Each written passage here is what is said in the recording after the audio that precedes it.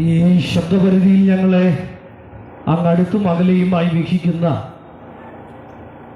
എല്ലാ ദേശനിവാസികൾക്കും ഞങ്ങളുടെ ക്രൈസ്തവിക അഭിവാദനങ്ങൾ നേരുകയാണ്.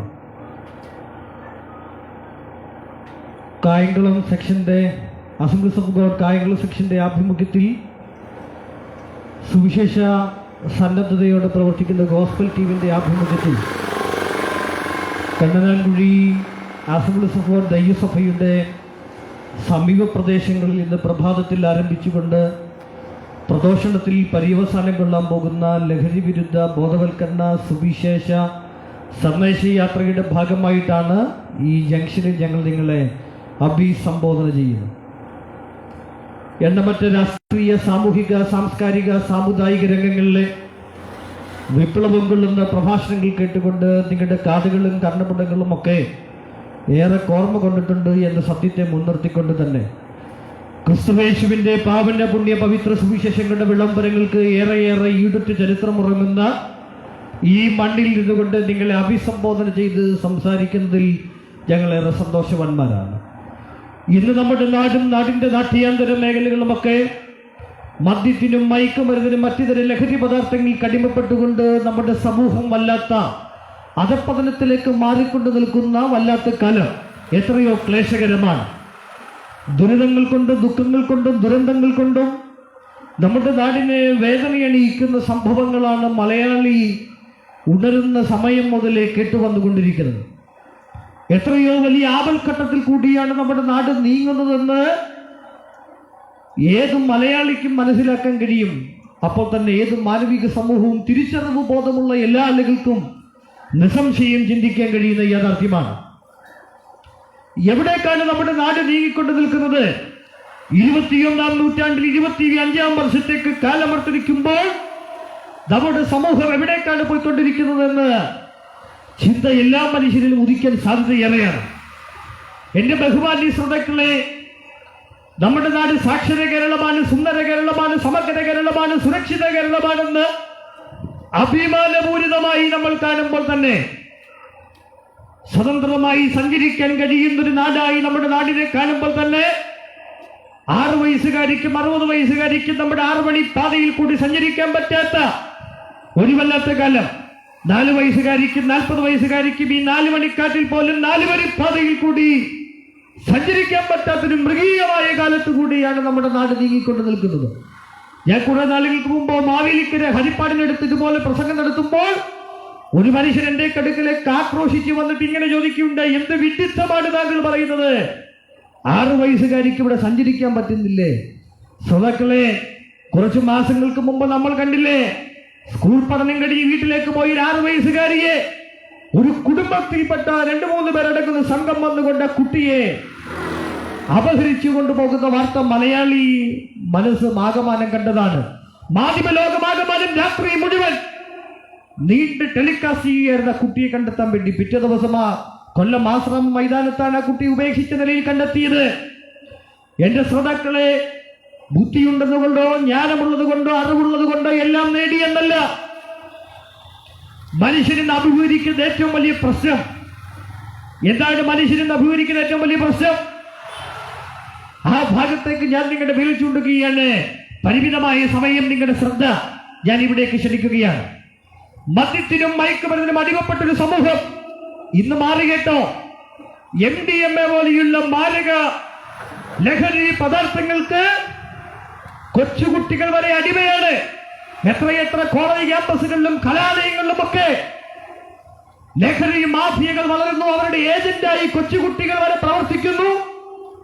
18 വയസ്സിൽ താഴെയുള്ള എത്രയെത്ര കുട്ടികളെയാണ് ഇവിടെ എക്സൈസ് വകുപ്പ് അറസ്റ്റ് ചെയ്യുന്നത്. എവിടേക്കാണ് നമ്മുടെ നാട് നീങ്ങിക്കൊണ്ട് നിൽക്കുന്നത്? പണ്ടൊന്നും ഇല്ലാത്തൊരു സംഭവമാണ് ഇന്ന് നമ്മുടെ നാട്ടിൽ അരങ്ങ് തകർക്കുന്നത്. MDMA പോലെയുള്ള മാരക വിപത്ത് കൊല്ലം ജില്ലയിൽ വിഷപ്പാമ്പിനെയും കൊണ്ട് നാക്കിന്റെ അടിയിൽ കൊത്തിപ്പിക്കുന്നു. 1000 രൂപയാണ് ഒരു തവണ കുത്തുന്നതിന് വേണ്ടി. എന്താ, എവിടേക്കാണ് നമ്മുടെ നാട് നീങ്ങുന്നത്? ഇതുപോലെയുള്ള കവലപ്രസംഗങ്ങൾ കേൾക്കുമ്പോൾ ചില ആളുകൾക്ക് അരോചകത്വമാണ്, ചില ആളുകൾ ആക്രോശിച്ചടുത്ത് വരാറുണ്ട്. സഹോദരനെ, അല്പം നിന്നൊന്ന് ചിന്തിച്ചതിന് ശേഷം മാത്രം നിങ്ങൾ ഞങ്ങളോട് പ്രതികരിക്കാൻ വരിക എന്ന ചോദ്യമാണ്, എന്നൊരാശയമാണ് പറയാനുള്ളത്. കാരണം എന്താണെന്ന് ചോദിച്ചാൽ, ഞങ്ങളാരും വേറെ പണിയില്ലാഞ്ഞിട്ട് ഈ സുവിശേഷ ഭാഗത്തിന്റെ ഭാഗമാക്കുകളായതല്ല. അത്യാവശ്യം നല്ല വിദ്യാഭ്യാസവും ബിരുദവും ബിരുദാനന്ദവും നേടിയവരാണ് ഞങ്ങളിൽ പലരും. അതെല്ലാം വിട്ടിട്ട് ഇതുപോലെ കവലകളിൽ ഇങ്ങനെ പ്രസംഗിക്കാൻ ഞങ്ങൾക്ക് കിട്ടുന്ന പ്രചോദനം എന്താണ്? 4 ആള് കൂടും നേരെ 4 കവലയിലും, 3 ആള് കൂടും നേരെ 3 കവലയിലും, 2 ആള് കൂടും നേരെ 2 കവലയിലും. ഇതുപോലെ സുവിശേഷത്തിന്റെ ഭാഗമാക്കാകുവാൻ ഞങ്ങൾക്ക് കിട്ടിയ പ്രചോദനം എന്താണ്? ഞങ്ങൾ കണ്ട ഇതിഹാസങ്ങൾക്കും ഞങ്ങൾ കണ്ട രാഷ്ട്രീയ മീമാംസകൾക്കും തത്വശാസ്ത്രങ്ങൾക്കും ഒന്നും തരാൻ കഴിയാത്ത ഒരു ഉജ്ജ്വലമായ മാർഗം ഞങ്ങൾക്ക് അവശേഷിച്ചു തന്നു. ഞങ്ങൾക്ക് ചൂണ്ടിക്കാണിച്ചിരുന്ന ആ മാർഗത്തിന്റെ വക്താക്കളായിട്ടാണ് ഞങ്ങൾ ഈ സന്ദേശത്തിന്റെ വാഹകരാകുന്നത്. ഏതാണ് ആ സന്ദേശം? ഞാൻ അവിടേക്ക് നിങ്ങളുടെ ശ്രദ്ധ കൊണ്ടുവരികയാണ്. ഞാൻ മുമ്പ് ഓർപ്പിച്ചല്ലോ, മദ്യമാഫിയകൾ മയക്കുമരുന്നിനും ലഹരി പദാർത്ഥങ്ങൾക്ക് അടിമപ്പെട്ടുകൊണ്ട് MDMA പോലെയില്ല. MDMAക്ക് പല ഫുൾഫോമാണ് ഇവിടുത്തെ സംവിധാനങ്ങൾ വിളിച്ചറിയിക്കുന്നത്. ഞാനിങ്ങനെ കൊടുക്കാറുണ്ട്, മഹാദുരന്തം മനുഷ്യന് വരുത്തിയ ആപത്താണ് MDMA എന്ന് വെച്ചാൽ. ഇത്തരത്തിൽ സംഭവങ്ങൾ നടക്കുകയാണ്. നമ്മൾ ഇന്ന് സ്കൂളിലും കോളേജ് കലാലയങ്ങളിലും ക്യാമ്പസുകളിലും ഒക്കെ ചെന്ന് അളിയന്മാരുടെ വിളിയാണ്. കൂടെ പഠിക്കുന്ന കൂട്ടുകാരന്മാരെ എല്ലാം അളിയ അളിയ എന്നൊരു വിളിയാണ്. ഭാര്യയുടെ ആങ്ങളയായിട്ടോ പെങ്ങളുടെ ഭർത്താവായിട്ടോ അല്ല അളിയ എന്ന് വിളിക്കുന്നത്. പിന്നെ സൗഹൃദങ്ങളുടെ സംഗമമായി ഒരു വിളിപ്പേരങ്ങ് ചേർത്തി അളിയനുണ്ട്. ഈ അളിയൻ മറ്റേ അളിയനെ ഉപദേശിക്കുന്ന ഒരു പഫടിക്കളിയ എന്നാണ്. ഒരു പഫടിക്കാൻ, ഒന്ന് വലിക്കളിയ, ഒന്ന് അഹങ്കരിക്കളിയ.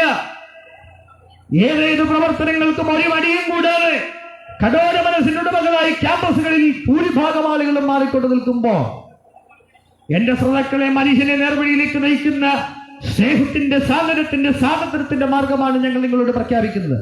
മതവർഗീയവാദികളും മതമൗലികവാദികളും അവരുടെ ആയുധം രക്തം കട്ടപിടിച്ച ഹക്കങ്ങളുമായി ഉറഞ്ഞുതുള്ളിയപ്പോൾ ഇവിടെ സ്വാതന്ത്ര്യം ഉണ്ടായില്ല, സമത്വം ഉണ്ടായില്ല, സാഹോദര്യം ഉണ്ടായില്ല. പിന്നെ എന്താണ് ഉണ്ടായത്?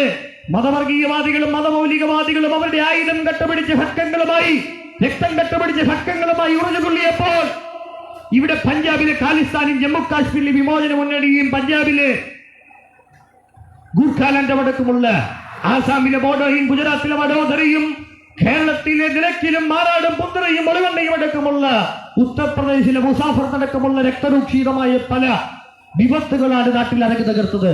എവിടേക്കാണ് നമ്മുടെ നാട് നീങ്ങിക്കൊണ്ട് നിൽക്കുന്നത്? നാടിനെ നന്നാക്കാൻ പോലീസ് അധികാരികളുണ്ട്, ഭരണശിരാ കേന്ദ്രങ്ങളുണ്ട്, ഉന്നതമായ ബ്യൂറോക്രസികളുണ്ട്, അധികാര കേന്ദ്രങ്ങളുണ്ട് എന്നാരെങ്കിലും തെറ്റിദ്ധരിക്കുന്നെങ്കിൽ അവയൊക്കെയുണ്ട്, നിഷേധിക്കുന്നില്ല. ഇന്നലത്തെ മഴയത്ത് പൊട്ടിമുളച്ച സംവിധാനങ്ങളല്ല ഇവയൊന്നും. മലയാളക്കര ഓർമ്മ വെച്ച കാലം മുതലേ ഇവയൊക്കെ തന്നെയുണ്ട്. പക്ഷെ മനുഷ്യന് വേണ്ടുന്ന മാറ്റം വരുത്താൻ കഴിയാതെ അമ്മമ്പെ പരാജയപ്പെട്ടു പോകുമ്പോൾ, കഴിഞ്ഞ ദിവസത്തെ വാർത്തയില്ലേ, മലയാളി മനസാക്ഷി മരവിപ്പിക്കുന്ന സംഭവങ്ങളാണ് ഓരോ ദിവസവും പത്രമാധ്യമങ്ങളിൽ കൂടി കാണുന്നത്. നല്ല നാടാണ് കേരളം എന്ന് കേട്ട തിളക്കണം ചോര നമ്മുടെ ഞരമ്പുകളെന്ന് കവിവരന്മാർ പാടി. പച്ചയാം വിരിപ്പെട്ട് സഹനി തലവച്ചും സച്ചാത്തമം മണൽ തിട്ടം പാദപദാനം കൊണ്ടും പള്ളി കൊണ്ടിടുന്ന പാർശ്വത്തെ കാത്തുകൊണ്ടിടുന്ന കുമാരിയും ഗോകർണീശ്വരം അമ്മേ എന്നൊക്കെ കവിവരന്മാർ പാടിയ മനോഹരമായ നാട്. കിഴക്കൻ ചക്രവാളത്തിലെ സൂര്യോദയം കണ്ടിരുന്നത് നമ്മുടെ വീടിന്റെ അങ്കണത്തിൽ വന്നു വീഴുന്ന ഏതേത് പത്രമാധ്യമ താളുകൾ പരിശോധിച്ചാലും അത് മാതൃഭൂമിയോ മനോരമയോ മംഗളമോ കേരള കൗമുദിയോ ദേശാഭിമാനിയോ ദീപികയോ തനിമയോ തെരുവിയോ ഏത് പത്രമാധ്യമങ്ങൾ പരിശോധിച്ചാലും മൂക്ക് താഴോട്ട് നീണ്ടുകിടക്കുന്ന 3.25 കോടി മലയാളിയുടെ മനസാക്ഷിയെ മരവിപ്പിക്കുന്ന സംഭവങ്ങൾ അനുദിനം ഇവിടെ വളർന്നുകൊണ്ടിരിക്കുമ്പോൾ ഒരിക്കലും മദ്യപാന്മാരും മയക്കുമരുന്ന് അടിമപ്പെട്ട ആരും പറയില്ല എന്റെ മക്കൾ അനുഗ്രഹിക്കപ്പെട്ടത്, എന്റെ തലമുറകൾ ഉന്നതിയിലെത്തിയത്, എന്റെ നാട് പുരോഗമിച്ചത് എന്റെ മദ്യപാനമാണെന്ന് ആരും പറയാനില്ല. പിന്നെ ഒരു A4 ഷീറ്റ് പേപ്പറും ഒരു പേനയും കൊടുത്താൽ കുപ്പണ ദുരന്തവും കല്ലുവാതുക്കൽ ദുരന്തവും വൈപ്പിൻ ദുരന്തമടക്കമുള്ള ദുരന്തങ്ങൾ മാത്രം അവശേഷിച്ചു മാറുമ്പോ ശ്രോതാക്കളെ, രക്ഷപ്പെടാൻ ആരാണ് ആഗ്രഹിക്കാത്തത്? രക്ഷയ്ക്ക് വേണ്ടി ആഗ്രഹിക്കാത്ത ആരാണുള്ളത്? രക്ഷ ആവശ്യമാണെങ്കിൽ ഒരു മാറ്റം മനുഷ്യനാവശ്യമാണ്. ഭരണകൂടങ്ങൾ മാറിയതുകൊണ്ട് കഴിഞ്ഞോ? ഇല്ല. ഇവിടെ ഇടതുപക്ഷത്ത് ഭരണം മാറി അടുത്ത് കോൺഗ്രസ് ഭരിക്കാൻ വരട്ടെ, ഇനിയല്ല BJP ഭരിക്കാൻ വരട്ടെ, ഇനി ആദ്യ പാർട്ടി ഭരിക്കാൻ വരട്ടെ, ഇനി ഏതെങ്കിലും പുതിയ പാർട്ടി പൊട്ടിപ്പൊളിച്ച് ഭരണം നടത്തട്ടെ, മനുഷ്യരാത്യന്തികമായ മാറ്റം വരുത്താൻ കഴിയില്ല എന്നത് സത്യസന്ധമായ കാര്യമാണ്. എന്റെ ശ്രോതാക്കളെ, ഞാൻ എവിടെയും പറയാറുണ്ട്, ഇന്നും അഭിമാനത്തോടെ ഇന്നത്തെ ദിവസത്തിന്റെ പ്രത്യേകത മാധ്യമങ്ങൾ പരിശോധിച്ചാൽ ഇന്ന് ലൈവ് ടെലികാസ്റ്റിംഗ് അങ്ങനെ ഒരു കോടതി വിധി പ്രസ്താവന നടക്കുന്നുണ്ട്. നെയ്യാറ്റിൻകരയിൽ ഒരു ഗ്രീഷ്മ എന്ന പെൺകുട്ടി ഷാരോണിനെ കഷായത്തിൽ കൂടി വിഷം കലർത്തി കൊന്നതിന്റെ വെർഡിക്റ്റ് നടക്കുകയാണ് കോടതിയിൽ. അല്പം മുമ്പ് ഞാൻ മാധ്യമങ്ങൾ ശ്രദ്ധിച്ചപ്പോൾ കണ്ടു, തൂക്കുകയറാണ് ഗ്രീഷ്മയ്ക്ക് സമ്മാനിച്ചത്. എവിടേക്കാണ് നമ്മുടെ നാട് നീങ്ങിക്കൊണ്ട് നിൽക്കുന്നത്? കൂടെ പഠിച്ച് സ്നേഹത്തിന്റെ പേരിൽ സ്നേഹിക്കുണ്ണി നീ നിന്നെ ദ്രോഹിക്കുന്ന ജനത്തെയുമെന്ന് കവിവരന്മാർ പാടിവെച്ചിരിക്കുന്ന മനോഹരമായ നാട്ടിൽ സ്നേഹത്തിന്റെ സാഹോദര്യത്തിന്റെ ഇന്ത്യയുടെ രാജ്യമാണ്. എല്ലാ ഇന്ത്യക്കാരും എന്റെ സഹോദരി സഹോദരന്മാരാണെന്ന് പ്രതിജ്ഞാബന്ധമായ പ്രതിജ്ഞകൾ അസംബ്ലി വരിയിൽ നിന്നുകൊണ്ട് മുഷ്ടി ചുരുട്ടി പ്രതിജ്ഞ ചൊല്ലിയ പല ആളുകളും കൂടെ പഠിച്ച് സഹപാഠിയെ സ്നേഹത്തിന്റെ കൂടെ കൂട്ടിയിട്ട് മറ്റൊരു നല്ല ബന്ധം വന്നപ്പോൾ കഷായത്തിൽ വിഷം കലർത്തിക്കൊണ്ട് കൊന്നു. ഇന്ന് കോടതി വിധി വന്നു. ആ പെൺകുട്ടിക്ക് ഒരു കയറാണ് സമ്മാനിച്ചത്. വെറും കയറല്ല, ജീവിതം അവസാനിപ്പിക്കാൻ വേണ്ടിയുള്ള വധശിക്ഷയുടെ തൂക്ക് കയറായിരുന്നു. ശ്രോതാക്കളെ, ഞാനിത് ഓർമ്മപ്പെടുത്തിയതിന്റെ കാര്യം എന്താണെന്ന് അറിയണ്ടേ? ഇവിടെ നടക്കുന്ന സംഭവങ്ങളൊക്കെ വെറും പൈശാചികമായി ഏത് മനുഷ്യനും ക്രൂരതയോടെ നീങ്ങിക്കാണുന്ന പല വസ്തുതകളാണ് കാണുന്നത്. എറണാകുളത്തല്ലേ ഒരു നായ മറ്റൊരു വീട്ടിൽ കയറിയെന്ന വാഗ്വാദങ്ങൾക്ക് മുമ്പിൽ ഒരു ചെറുപ്പക്കാരൻ വന്ന് ആ വീട്ടിലെ 3 പേരെയും നിഷ്കരണം തലക്കടിച്ചു കൊന്ന സംഭവം. മൂക്ക് താഴോട്ട് നീണ്ടു കിടക്കുന്ന 3.25 കോടി മലയാളിയുടെയും മനസാക്ഷിയെ മരവിപ്പിച്ച സംഭവമായി മാറി. എവിടേക്കാണ് നീങ്ങുന്നത്? കുറെ കാലം മുമ്പ് എന്റെ സ്നേഹിതൻ എറണാകുളം പട്ടണത്തിൽ പ്രസംഗിച്ചപ്പോൾ ഒരു മനുഷ്യൻ വീട്ടിൽ നിന്നൊരു തോക്കുമായിട്ട് ഇറങ്ങി വന്നിട്ട് തോക്കുകൊണ്ട് ചൂണ്ടിയിട്ട് കൊല്ലുമെന്ന് ഭീഷണിപ്പെടുത്തുകയുണ്ടായി. ഇതുപോലെ കൊല്ലരുത്, നല്ലതാകണം, മനുഷ്യൻ മേന്മയിലേക്ക് നന്മയിലേക്ക് നയിക്കണമെന്ന് പറയുമ്പോൾ ആളുകൾക്കതൊരു ഇച്ഛയാണ്, ആളുകൾക്കതൊരു വിരോധാഭാസമാണ്. ഇവിടെ ആക്രമിക്കാനും അനീതി കൊണ്ട് കൂട്ടുപിളയാട്ടാനും ആരെങ്കിലും അഭിമാനം ചെയ്താൽ അതിന്റെ പിന്നിൽ കടാറിയിറക്കാൻ, അതിന്റെ പിന്നിൽ കല്ലെറിയാൻ ഇവിടെ പല ആളുകളും സംഗമിക്കുമ്പോൾ നേരിലേക്കുള്ള പാതയിലേക്ക് ആളുകൾ ഇവിടെ സംഗമിക്കുന്നില്ല. എന്താണ് കാരണം? അതിന്റെ എല്ലാം പിന്നിൽ ഒരു മൂർത്തിഭാവമുണ്ട്. ആ ഭാഗത്തേക്ക് നിങ്ങളുടെ ശ്രദ്ധ ചൂണ്ടി ഞാൻ വാക്കുകൾക്ക് ഉപസംഹാരം കുറിക്കാൻ പോകുകയാണ്. കഴിഞ്ഞ ദിവസം കണ്ടില്ലേ, ഇന്നലെ ഒരു കോടതി വരാന്തയിൽ ഒരു ചെറുപ്പക്കാരൻ ഒരു വിധി പ്രഖ്യാപനം കോടതിയിൽ ചോദിച്ചു, നീ എന്തിനാണ് നിന്റെ അമ്മയെ കൊന്നത്?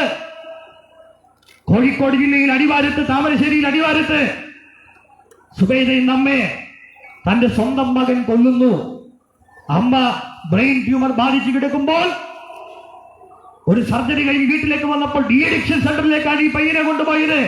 മയക്കുമരുന്ന് രക്ഷപ്പെടാൻ വേണ്ടി ഡി അഡിക്ഷൻ സെന്ററിൽ നിന്ന് അവൻ വീട്ടിലേക്ക് തിരിച്ചു വരുമ്പോൾ മുമ്പ് മരുന്ന് ഉപയോഗിച്ചെങ്കിൽ ഇന്ന് സ്വന്തം അമ്മയെ കൊല്ലുന്ന രീതിയിലേക്ക് മാറി. അർത്ഥം ഡി അഡിക്ഷൻ സെന്ററുകൾക്ക് മനുഷ്യരെ നേരാമ്പണ്ട മാറ്റം വരുത്താൻ കഴിയുന്നില്ല. ചില കാര്യങ്ങളിലൊക്കെ അല്പം മാറ്റം വരുത്താൻ കഴിയേക്കാം. മനുഷ്യന്റെ ഉള്ളിൽ കുടിയിരിക്കുന്ന പാപമെന്ന വലിയ വിപത്തിനെ ചുരുട്ടിയെറിയാൻ ഇവിടുത്തെ ഒരു സംവിധാനങ്ങൾക്കും കഴിയാതെ അമ്മയെ പരാജയപ്പെട്ടു പോകുമ്പോൾ ഞാൻ ഉയർത്തുന്ന സന്ദേശത്തിന്റെ പ്രാധാന്യം ഇതാണ്. എന്നെ മറ്റ് മദ്യപാന്മാർക്ക് നേർവഴി കാണിച്ചുകൊണ്ട് അവരെ സുരക്ഷിതമായ മക്കൾക്ക് നല്ലൊരു അപ്പനാക്കി, ഭാര്യയ്ക്ക് നല്ലൊരു ഭർത്താവാക്കി, നാട്ടുകാർക്ക് നല്ലൊരു നാട്ടുകാരിലാക്കി മാറ്റിയ മാർഗം ഉലകത്തിന്റെ നൽകുകയെന്ന് അവശേഷിക്കുന്നുണ്ടെങ്കിൽ ഞങ്ങൾ ഈ കവലയിലും പ്രസംഗിക്കുന്ന സുവിശേഷമാണ്. അത് നസ്രയനായ യേശുക്രിസ്തുവിന്റെ ബൃഹത്തായ സന്ദേശമാണ്. എന്റെ പ്രിയരെ, ലോകത്തിലെ ഭരണകൂടങ്ങൾക്ക്, തത്വശാസ്ത്രങ്ങൾക്ക്, രാഷ്ട്രീയ മീമാംസകൾക്ക് തിരുത്താൻ കഴിയാത്ത ഒരു ഉജ്ജ്വലമായ സന്ദേശമാണ് സുവിശേഷം എന്നുള്ളത്. ആ മകനെ കോടതിയിൽ കൊണ്ടുവന്നപ്പോൾ ചോദിച്ചു, നീ എന്തിനാണ് നിന്റെ പെറ്റ അമ്മയെ കൊന്നത്? മകന്റെ മൊഴി മാധ്യമങ്ങൾ റിപ്പോർട്ട് ചെയ്തു. ഇന്നത്തെ പത്രമാധ്യമങ്ങളും ഇന്നലെ സോഷ്യൽ മീഡിയയിൽ സജീവമായിരുന്നു. വാർത്ത ഇങ്ങനെയാണ്. ആ മകൻ കോടതിയിൽ പറയുകയാണ്, എനിക്ക് ജന്മം നൽകിയതിന്റെ ശിക്ഷയാണ് ഞാൻ എന്റെ അമ്മയ്ക്ക് കൊടുത്തതെന്നാണ് കോടതി മുറിയിൽ താൻ മൊഴി നൽകിയത്. അപ്പോൾ ജന്മം നൽകിയതിന് അമ്മയെ കൊല്ലുന്ന മക്കൾ ഇവിടെ വളർന്നു വരുമ്പോൾ മദ്യത്തിനും മയക്കുമരുന്നിനും അടിമയാണ്. ഇത് വിളിച്ചറിയിക്കുമ്പോൾ പ്രസംഗകർക്കെതിരെ ഏതെങ്കിലുമൊക്കെ ആത്മാനം മുഴക്കം പലരും ഇന്ന് രംഗപ്രവേശനം ചെയ്യുമ്പോൾ സോദരം നിരത്തി ചിന്തിക്ക്. നീ ജന്മം നൽകിയ മക്കൾ നാളെ നിൽക്കലെ തീയിലെന്ന് നീ എന്ത് കണ്ടു? നാളത്തെ ദിവസത്തെ പറ്റി സ്വപ്നം കൊണ്ട് ജീവിക്കുന്ന ആരെങ്കിലും ഉണ്ടെങ്കിൽ ലോകം കണ്ട ജ്ഞാനികളിൽ ജ്ഞാനിയായ ശലോമോന്റെ ഉജ്ജ്വല പ്രഖ്യാപനം വിശുദ്ധ ബൈബിളിൽ ഇങ്ങനെ ആധികാരികമായി രേഖപ്പെടുത്തുന്നു. നാളത്തെ ദിവസം ചൊല്ലി പ്രശംസിക്കണമെന്നാണ്. നാളത്തെ ദിവസം നീ ഉണ്ടെന്ന് ആരറിഞ്ഞോ? ഒരുപക്ഷെ നാളെ നിന്റെ മകന്റെ കളക്കത്തിക്ക് മുമ്പിലാണ് നീ പിളഞ്ഞു വീഴുന്നത്. നീ അറിഞ്ഞോ സഹോദര? ഒന്നും ഒരു മനുഷ്യനും ഇവിടെ പ്രശംസിക്കാൻ വകയില്ല. ഇവിടെ അക്രമങ്ങൾ കൊണ്ട്, അനീതികൾ കൊണ്ട് പൂണ്ടുവിളയേറ്റം കൊള്ളുമ്പോൾ പിന്നീട് മൂലകാരണം പാപമാണെങ്കിൽ പാപത്തിൽ നിന്ന് രക്ഷ നൽകാൻ കഴിയാതെ ഇവിടുത്തെ തത്വശാസ്ത്രങ്ങൾ, രാഷ്ട്രീയ മീമാംസകളെല്ലാം മുട്ടുവിട്ട് നിൽക്കുമ്പോൾ ഞങ്ങൾ ഉയർത്തുന്ന സുവിശേഷത്തിന്റെ പ്രത്യേകത യേശുക്രിസ്തു കാൽവരി ഒഴുക്കിയ പുണ്യരക്തത്തിന്റെ പുണ്യമായ ഗുണമേന്മ എന്ന് ചോദിച്ചാൽ അവന്റെ രക്തം സകല പാപവും നോക്കി നമ്മെ ശുദ്ധീകരിക്കുന്ന പുണ്യരക്തമാണ്. ലോകത്തിൽ മാനവജാതിയെ പാപത്തിന്റെ മോചനത്തിൽ നിന്ന്, പാപത്തിന്റെ നീർക്കാണ്ടത്തിൽ നിന്ന് മനുഷ്യന് മോചനം നൽകാൻ കഴിയുന്ന ഒരു രക്തമുണ്ടെങ്കിൽ, ഒരു തത്വശാസ്ത്രമുണ്ടെങ്കിൽ, ഒരു പുണ്യമുണ്ടെങ്കിൽ അത് സുവിശേഷമാണ്. കാരണം എന്നെ മറ്റേ നരഭോജികളെ നരസ്നേഹികളാക്കിയ, എന്നെ മറ്റേ കൊലപാതകന്മാരെ കുഞ്ഞാടുക്കളാക്കിയ, എന്നെ മറ്റേ പരാക്രമികളെ പരോപകാരികളാക്കിയ, എന്നെ മറ്റേ അക്രമകാരികളെ അവകാശികളാക്കി മാറ്റിയ മാർഗം ഉലകത്തിന്റെ നിറയിൽ രണ്ടില്ല, ഒന്നേ ഉള്ളൂ, അത് സുവിശേഷമാണ്. അതുകൊണ്ട് കണ്ണനാൻകുടി ജംഗ്ഷനിൽ ഞങ്ങൾ ഒരിക്കൽ കൂടി ഉറക്കെ പ്രഖ്യാപിക്കട്ടെ, മറ്റൊരുത്തരും രക്ഷയില്ല. ഒരു കാര്യം കൊണ്ട് അരക്കെട്ടുറപ്പിക്കുന്നു, മറ്റൊരുത്തരും രക്ഷയില്ല. നാം രക്ഷിക്കപ്പെടാൻ ആകാശത്തിന്റെ കീഴിൽ മനുഷ്യരിൽ നൽകപ്പെട്ട ഒരൊറ്റ നാമം, അത് യേശുക്രിസ്തുവിന്റെ നാമം മാത്രമാണ്. കാരണം ഇത് ഒരമ്പും കഥയല്ല, മിത്തോളജിയല്ല, കെട്ടുകഥയല്ല, ഐതിഹ്യമല്ല. ഇവിടെ നേർസാക്ഷിയാണ്. ഇവിടെ ഒത്തിരി ചെറുപ്പക്കാർ ഞങ്ങളോടൊപ്പമുണ്ട്. ഒരിക്കൽ അപ്പനമ്മമാർക്ക് കൊള്ളാകത്തവരായി, അപ്പനമ്മമാരോട് എപ്പോഴും മോശമായി പെരുമാറി, മദ്യത്തിനടിമപ്പെട്ടുകൊണ്ട് ഏതെങ്കിലുമൊക്കെ ഓടകൾ കഴിച്ച് ജീവിതം അവസാനിപ്പിക്കാൻ നോക്കിയ പലരെയും മാറ്റിയെടുത്ത പുണ്യമാർഗമാണ് സുവിശേഷമെങ്കിൽ മക്കളെ ഓർത്ത് തേങ്ങിക്കരയുന്ന ഏതെങ്കിലും മാതാപിതാക്കളെ ശ്രദ്ധിക്കുന്നുണ്ടോ? അഭിമാനമാണ്. മക്കൾ എല്ലാവർക്കും നല്ല കാര്യമാണ്. നിങ്ങളുടെ മക്കൾ നാടിന് നന്നാകുന്നവരായി മാറട്ടെ എന്ന ആശംസയും പ്രാർത്ഥനയുമാണ് കണ്ണനാകുടി അസംബ്ലീസ് ഓഫ് ഗോഡ് ദൈവസഭയ്ക്കും ദൈവമക്കൾക്കുമുള്ളത്. പക്ഷേ സമൂഹം വല്ലാണ്ട് വിപത്തിലേക്ക് മാറിക്കൊണ്ട് നിൽക്കുമ്പോൾ മേന്മയിലേക്ക് നയിക്കുന്ന ഈ സന്ദേശം നിങ്ങൾ മറന്നു കളയരുത്. ജീവിതം എങ്ങനെയെങ്കിലും അവസാനിപ്പിക്കാനുള്ളതല്ല. മരണമെന്നൊരു വ്യവസ്ഥിതി എല്ലാ മനുഷ്യനുമുണ്ട്. ഒരിക്കൽ മരണവും പിന്നെ ന്യായവിധി മനുഷ്യർക്ക് നിയമിച്ചിരിക്കുന്നുവെന്ന് വിശുദ്ധ വേദപുസ്തകം അസന്നിഗ്ധമായി പ്രഖ്യാപിക്കുമ്പോൾ, മരണത്തിന് മുമ്പിൽ ഇവിടുത്തെ സർവ്വമതങ്ങളും മുട്ടുമടക്കുമ്പോൾ ബൈബിളിൽ ഉജ്ജ്വലമായ ഒരു പ്രഖ്യാപനം, ഞാൻ തന്നെ പുനരുദ്ധാനവും ജീവനുമാകുമ്പോ ഹേ മരണമേ നിന്റെ ജയം അവിടെ, ഹേ മരണമേ നിന്റെ വിഷമുള്ളവിടെ എന്ന് ചോദിച്ചുകൊണ്ട് മരണത്തെ നെഞ്ചി വിരിച്ച് നേർമുഖേന നേടിക്കൊണ്ട് മരണത്തെയും പാതാളത്തെയും തകർത്തുകൊണ്ട് മൂന്നാം നാൾ ഉയർത്തെഴുന്നേറ്റ ക്രിസ്തു യേശുവാണ് ഞങ്ങളുടെ വിശുദ്ധ പുരുഷൻ. മരണം കൊണ്ട് അവസാനിക്കാത്ത, മരണത്തിനപ്പുറം ഒരു ഉജ്ജ്വലമായൊരു ജീവിതമുണ്ട്. അതാണ് സുവിശേഷം പ്രദാനം ചെയ്യുന്നത്. അതിഥിരക്ഷയിലേക്ക് മരണവും മരണാനന്തര ജീവിതവും ആത്മാവും നിത്യതയും ഉറക്കെ പ്രഖ്യാപിക്കുന്ന ഒരു ഗ്രന്ഥമാണ് വിശുദ്ധ വേദപുസ്തകമെങ്കിൽ ശ്രോതാക്കളെ നിന്റെ പാപവഴികളെ വിട്ടുകൊണ്ട്, നാശകരമായ വഴികളെ വിട്ടുകൊണ്ട്, ജീവിതത്തിന്റെ ഇന്നത്തെ അവസ്ഥാവിശേഷങ്ങൾ വിട്ടുകൊണ്ട് നല്ലൊരു നാളേക്ക് വേണ്ടി ജീവിക്കാൻ ആരെങ്കിലും ആഗ്രഹിക്കുന്നെങ്കിൽ നിങ്ങൾ അവയിലേക്ക് ചേർത്ത് പിടിക്കുന്ന സുവിശേഷത്തിലേക്ക് സ്വാഗതം ചെയ്യുകയാണ്. ക്രിസ്തുവിന്റെ അതുല്യമായ സ്നേഹത്തിലേക്ക് സ്വാഗതം ചെയ്യുകയാണ്. ഒരു പിടി പണം നീ മുടക്കണ്ട, ഒരു നയ പൈസ ചെലവാക്കണ്ട, അർപ്പണ തർപ്പണ യാഗയോഗ ജ്ഞാന ബലിശ കുടിശ്ശിക തനിശിക മഹാത്മ്യങ്ങൾ ഒന്നും വേണ്ടാതെ നിന്നെ ചേർത്തണയ്ക്കുന്ന മഹത്തായ മാർഗം. ലോകത്തിലെ മാർഗങ്ങളും തത്വങ്ങളും ഒക്കെ മനുഷ്യൻ മടിച്ചു കഴിയുമ്പോൾ നല്ലതൊക്കെ ഒരുപക്ഷെ പറഞ്ഞേക്കാം. ഞാനിങ്ങനെ പറയാറുണ്ട്, കുട്ടൻ എന്നൊരാൾ നാട്ടിൽ ജീവിക്കുന്നുണ്ടെന്നിരിക്കട്ടെ, ഉദാഹരണമാണ് കേട്ടോ. ഈ ശബ്ദപരിധിയിൽ ആരെങ്കിലും കുട്ടൻ എന്ന പേരുണ്ടെങ്കിൽ നിങ്ങളെ പറ്റിയല്ല, ഞാനൊരു ഭാവന പറഞ്ഞതാണ്. ഒരു കുട്ടൻ എന്നൊരാളുണ്ടെങ്കിൽ അദ്ദേഹം മരിച്ചു കഴിഞ്ഞാൽ ഇവിടുത്തെ ആളുകൾ അനുസ്മരണ മീറ്റിംഗ് നടത്തുമ്പോൾ പറയും, കുട്ടൻ ജീവിച്ചപ്പോൾ മദ്യപിക്കാതിരുന്നെങ്കിൽ ഇച്ചിരി കൂടി നല്ലതായിരുന്നു, കുട്ടൻ പുകവലിക്കാതിരുന്നെങ്കിൽ ഇച്ചിരി കൂടി നല്ലതായിരുന്നു. എപ്പോഴാ പറയുന്നത്? കുട്ടൻ ഏതോ ഒരു കാലത്ത് കട്ടൻ കാപ്പിയും കുടിച്ച് ഏതോ കട്ടിൽ നിന്ന് ഉല്ലസിച്ചപ്പോൾ ഏതോ കർക്കിടവാവിൽ കല്ലറയ്ക്കുള്ളിൽ ഒതുങ്ങിക്കഴിഞ്ഞ് 7-14 കഴിയുമ്പോഴാണ് ഇവിടെ അനുസ്മരണ മീറ്റിംഗ് പറഞ്ഞത് കുട്ടൻ ജീവിച്ചിരുന്നപ്പോൾ പുകവലിക്കാതിരുന്നെങ്കിൽ നല്ലതാണെന്ന്. സുഹൃത്തെ, കുട്ടൻ ജീവിച്ചിരുന്നപ്പോൾ എന്തുകൊണ്ട് പറഞ്ഞില്ല? ഒറ്റക്കാര്യം, മനുഷ്യൻ ജീവനോടിരിക്കുമ്പോൾ സമ്മതിക്കാൻ കഴിയുന്ന ഒരു ഗ്രന്ഥവും പലരുടെ മക്കളും ഇല്ലാതിരിക്കുമ്പോൾ ഞങ്ങൾ ഈ ദേശത്ത് ഉറക്കെ പ്രഖ്യാപിക്കട്ടെ, ജീവനോടിരിക്കുമ്പോൾ, നിങ്ങൾ ജീവനോടിരിക്കുമ്പോൾ നേരോട് സമ്മതിക്കാൻ കഴിയുന്ന ഒരു ഉജ്ജ്വലമായ ഗ്രന്ഥമാണ് വിശുദ്ധ വേദപുസ്തകം. മരിച്ച ശേഷം എന്തെങ്കിലും പറഞ്ഞുകൊണ്ട് മാറിപ്പോകുന്ന മാർഗമല്ല. ജീവിച്ചിരിക്കുമ്പോൾ നിങ്ങളോട് നേർ സമ്മതിച്ചുകൊണ്ട് നിങ്ങൾ നന്നാക്കുന്ന മഹത്വകരമായ മാർഗത്തിലേക്ക് സ്വാഗതം ചെയ്യുമ്പോൾ ഈ സ്നേഹത്തിലേക്ക് നിങ്ങൾ നിസ്സീമമായി സ്വാഗതം ചെയ്യുന്നു. നിങ്ങൾക്ക് വേണ്ടി പ്രാർത്ഥിക്കാൻ ഞങ്ങൾ സദാ സന്നദ്ധരാണ്. ഏതെങ്കിലും രോഗങ്ങളാൽ വേട്ടയാടുന്നോ, മദ്യപാനത്തോടും മയക്കുമരുന്നിനോടും വിട പറയാൻ താങ്കൾ ആഗ്രഹിക്കുന്ന കഴിയാത്ത ഏതെങ്കിലും ജീവിതവശത്താൽ നിങ്ങൾ പെട്ടുപോയോ, നിങ്ങൾക്ക് വേണ്ടി ഞങ്ങൾ പ്രാർത്ഥിക്കാൻ സന്നദ്ധരാണ്. അസംബ്ലീസ് കോഡ് ദൈവസഭയുടെ ഒരു സമൂഹം ഇവിടെ നിങ്ങളുടെ ചുറ്റും സമീപത്ത് നിൽപ്പുണ്ട്. നിങ്ങളുടെ ഏത് വിഷയങ്ങൾക്കും പ്രാർത്ഥിക്കാൻ ഞങ്ങൾ സദാ സന്നദ്ധരാണ്.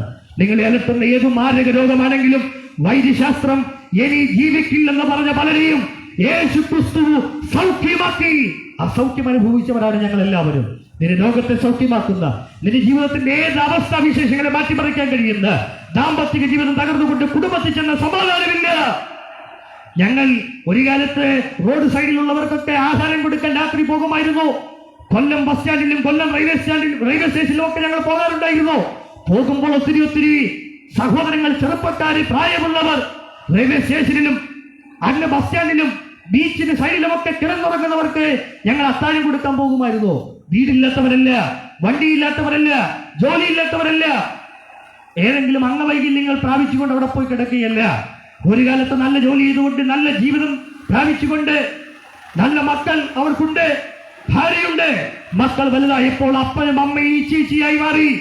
അവരെ കൊണ്ട് തെരുവോരങ്ങൾ ഇട്ടിട്ട് പറഞ്ഞു, ഞങ്ങളുടെ സംസ്കാരത്തിന് ഒക്കുന്നില്ലെന്ന് പറഞ്ഞുകൊണ്ട് ഒത്തിരി മാതാപിതാക്കളെ അങ്ങ് റോഡുകൾ ഉപേക്ഷിക്കുന്നത് ചുമ്മാ പറയുന്ന കഥയല്ല. നിങ്ങളെ ഞാൻ വെല്ലുവിളിക്കുന്ന, ഇന്നും കൊല്ലം ബസ് സ്റ്റാൻഡിലും റെയിൽവേ സ്റ്റേഷനിൽ വന്നാൽ ആരെങ്കിലും 1-2 പേരെ ഞാനടക്കം കാണിച്ചു തരാം.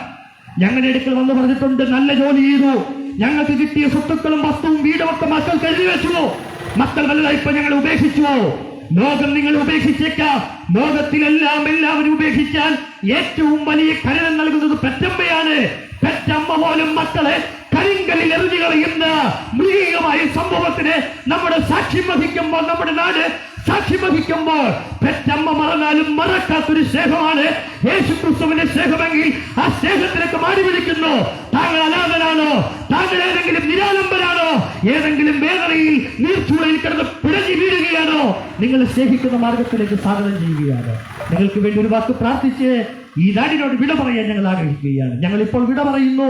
നാളെ ഞങ്ങൾ ഏതെങ്കിലും ഒരു ഘട്ടത്തിൽ ഈ ജംഗ്ഷനിൽ നിങ്ങളെ അഭിസംബോധന ചെയ്യുമ്പോൾ ഈ കേട്ട നിങ്ങൾ ഞങ്ങളോടൊപ്പം അണിനിരക്കുമെന്ന് ശുഭപ്രതീക്ഷയോടെ വാക്കുകൾക്ക് അടിക്കുത്തിടുമ്പോൾ, സോദരരെ, മേന്മയിലേക്ക് നയിക്കുന്ന, നന്മയിലേക്ക് നയിക്കുന്ന, സ്നേഹത്തിലേക്ക് നയിക്കുന്ന പുണ്യമാർഗത്തിലേക്ക് സ്വാഗതം ചെയ്യുന്നു.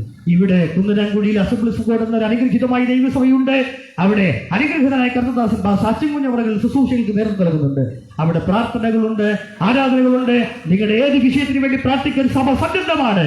അവിടേക്ക് നിങ്ങളെ സ്വാഗതം ചെയ്തുകൊണ്ട് വാക്കുകൾ ഉപസംഹാരം കുറിക്കുന്നു. ഈ ദേശത്തെ സർവേശ്വരൻ ധാരാളമായി അനുഗ്രഹിക്കുമാറാകട്ടെ.